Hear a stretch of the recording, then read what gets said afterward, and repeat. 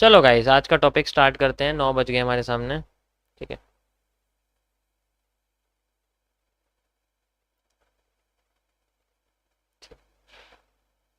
जब तक bullish engulfing यहाँ नहीं आएगी ना, कोई मतलब नहीं है इसका।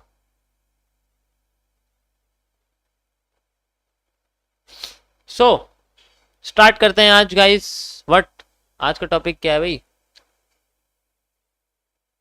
कहाँ चला गया? फूल पत्ती तो मैंने तुम्हें दिखा दी, नीम का पत्ता। ओके। यस। आज आपका फेज 5 है। ठीक है। आज फेज 5 है आपका।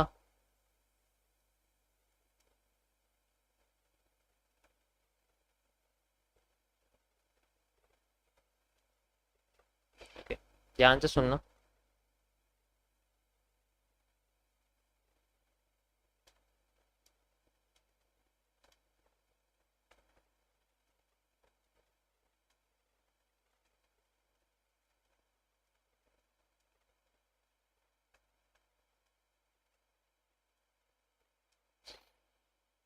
देखो, जो फेज 5 है इसमें मैंने कंपाउंडिंग के ऊपर कॉन्सेप्ट्स क्रिएट करे हुए हैं जो बहुत सिंपल हैं और एडवांस्ड भी है। मैं आपको एडवांस नहीं पढ़ाऊंगा इसके अंदर। फेज 5 में सिर्फ आपको सिंपल कॉन्सेप्ट आपको बताऊंगा। मैं एडवांस नहीं पढ़ाने वाला, ये आपके कोर्स में भी ऐड नहीं होगा। जो सिंपल है वही ऐड होगा, एडवांस वाला नहीं होगा, कि वो तुम्हारे किसी काम का नहीं है। इसलिए जो काम का मैं तुम्हें वही बताऊंगा। ये बेसिकली कैपिटल ग्रोथ के ऊपर है। ठीक है। जो कैपिटल ग्रोथ की स्ट्रेटजीज हैं उनके ऊपर है। देखो, जो एडवांस लेवल है वो बेसिकली इंस्टीट्यूशनल ट्रेडिंग के अंदर आता है, एनालिसिस के अंदर नहीं आता। इसलिए, और मैं ट्रेडिंग यहाँ तुम्हें सिखाता नहीं हूँ, तो उसमें मैं तुम्हें एडवांस नहीं बता सकता। हाँ, अगर जो है ऑफलाइन क्लासेस होंगी तो उसमें मैं आपको बता दूंगा, बेसिक यहाँ नहीं। कैपिटल ग्रोथ से और जो डिक्लाइन है, कैपिटल डिक्लाइन, उसको उसकी रिकवरी के लिए जो स्ट्रेटजीज यूज की जाती हैं वो हमारा यहाँ पर हम लोग पढ़ते हैं। मैंने इसको बेसिकली जो है कंपाउंडिंग का जो कॉन्सेप्ट है वो इसके अंदर डाला हुआ है। अब तुम सोचोगे ये चीज़ें तो मुझे पहले बतानी चाहिए थी, लेकिन ये यहाँ क्यों बताई हुई है? देखो, जो कंपाउंडिंग का कॉन्सेप्ट है वो बेसिकली सीएमएस के अंदर आता है, कैपिटल मैनेजमेंट सिस्टम के अंदर। बिल्कुल, कैपिटल मैनेजमेंट सिस्टम जो मैंने क्रिएट करा है एमएमसी फेज 1 के अंदर, उसी के अंदर ये आता है, लेकिन ये उससे थोड़ा सा अलग है।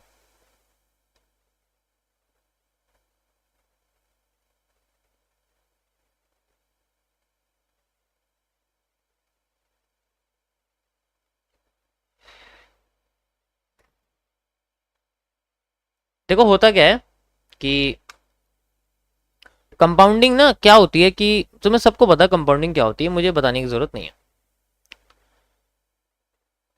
अब यहां पर एक इसके अंदर एक पार्ट आता है, ठीक है, जिसको हम लोग बोलते हैं consistent investment,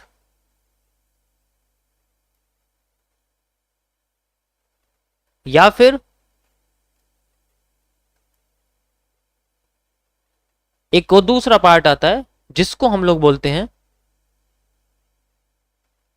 real growth investment. इन दोनों में फर्क क्या होता है? देखो, ये ना एक कॉन्सेप्चुअल टॉपिक है। जैसे मैंने आपको लिक्विडिटी के बारे में बताया था, हेजिंग के बारे में बताया था, फाइनेंशियल मार्केट के जंगल के बारे में बताया था। ठीक है, इसी तरीके से ये एक आपका जो है ना, मैं एग्जांपल आपको अच्छे से दूंगा इसका। कैपिटल ग्रोथ का कॉन्सेप्ट होता है। कंसिस्टेंट इन्वेस्टमेंट का मतलब होता है जिसमें जो कंपाउंडिंग है वो डेली बेसिस पे की जाती है। कंपाउंडिंग डेली बेसिस, डेली का मतलब ये नहीं है कि तुम डेली कर रहे हो। डेली का मतलब होता है कि जिस दिन तुमने ट्रेड करी है, ट्रेडिंग डे जो होता है उस दिन की जाती है। अब ये ट्रेडिंग डे हफ्ते में एक भी हो सकता है, या फिर महीने में 4 बार हो सकता है, तो वो डेली बेसिस, इसका मतलब ये है डेली बेसिस, ये नहीं कि हर दिन कर रहे हैं 30 के 30 दिन कर रहे हैं, डेली बेसिस यहाँ पर ट्रेडिंग डेज के लिए यूज किया जाता है।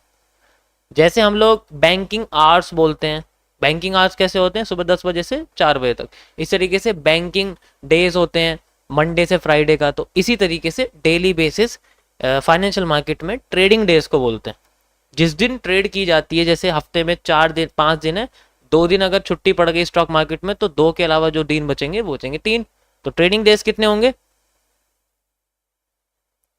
Daily basis.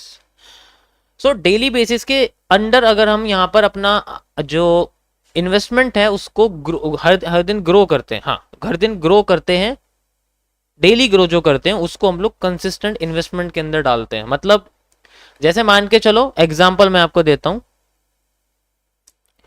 जैसे मान के चलो, चलो मुझे 2 लोगों के नाम चाहिए, एक का ही बता दो, किसका दूं,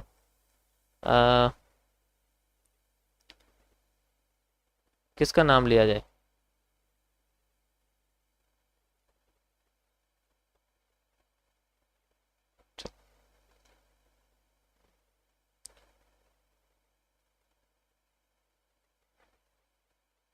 ओके सो एक, ओके ओके,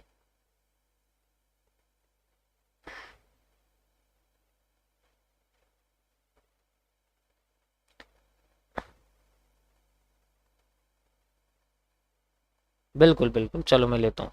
तो हमारे पास है राजेश, ठीक है, मान लो हमारे पास एक भैया है, भैया भाई जो भी है मुझे पता नहीं क्या एज है, मान लो हमारे पास एक इन्वेस्टर है जिनका नाम है राजेश।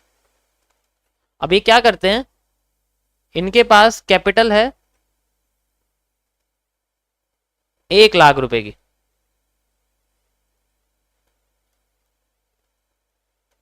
अब ये 1 लाख रुपए में आज प्रॉफिट या लॉस करते हैं, तो अगर ये प्रॉफिट करते हैं आज 1% का, तो इनका अकाउंट ग्रो हो जाता है कितना, इनका अकाउंट ग्रो हो जाता है 1,01,000 रुपए से। ये इनका जो है, ये इनका अमाउंट ग्रोथ है। अब जब ये अगली बार इन्वेस्ट करेंगे तो इन्हें अपना अमाउंट जो होगा, जो लॉट लेना होगा, वो अपना 1% ज्यादा लेना होगा। हर बार जब भी ये इन्वेस्ट करेंगे, इन्हें अपना जो लॉट है वो हमेशा ज्यादा लेना पड़ेगा, क्योंकि 1% यहाँ पर इन्होंने प्रॉफिट करा है, इस वजह से इन्हें अपना जो लॉट है वो भी 1% की रेट के हिसाब से इंक्रीज करना पड़ेगा। इसको हम लोग बोलते हैं कंसिस्टेंट इन्वेस्टमेंट डेली बेसिस के ऊपर।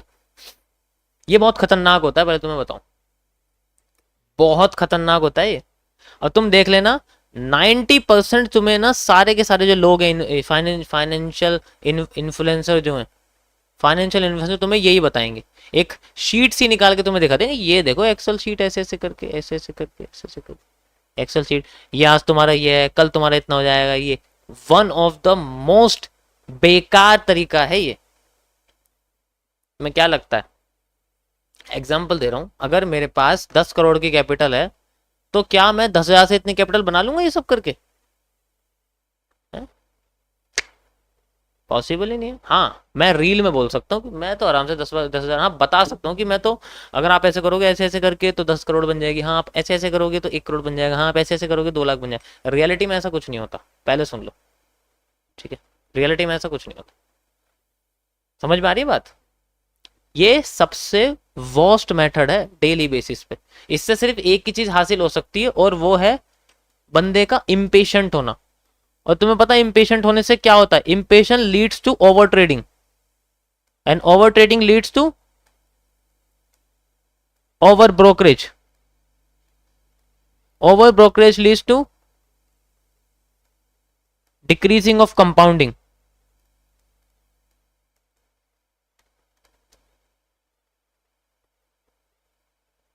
समझ रहे हो ना। तो राजेश भैया मैं बस आपको एग्जांपल दे रहा हूं, ठीक है। तो सारा खेल ये इसके अंदर छुपा हुआ है। ये ऐसा लगता है कि हमें कि भाई हम तो डेली ग्रो करेंगे, डेली ग्रो करेंगे, डेली ग्रो करते तुरंत लॉट बढ़ा देंगे। आज जैसे ही 1 लाख में 10,000 का प्रॉफिट हुआ